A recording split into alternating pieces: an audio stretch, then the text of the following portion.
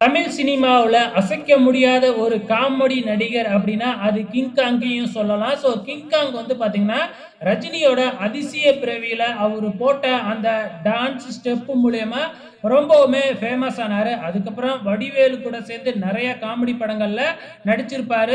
அதனால அவரோட அந்த நடிப்பு திறமை ரொம்பவுமே சூப்பரா இருக்கும்.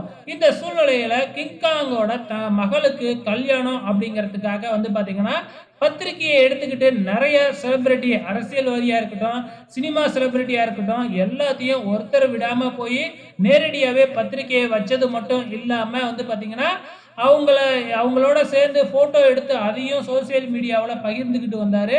இந்த சூழ்நிலையில இன்னைக்கு காலையில கிங் காங்கோட மகளோட கல்யாணம் நடந்து முடிஞ்சிருக்குங்க. மேபி இன்னைக்கு ஈவினிங் ரிசப்ஷன் நடக்கலாம். அவ்வளோ பேருக்கு வந்து பத்திரிக்கை வச்சிருக்கிறாரு. யாரெல்லாம் வரப்போறாங்க அப்படிங்கிறத பொறுத்திருந்து பார்க்கலாம்.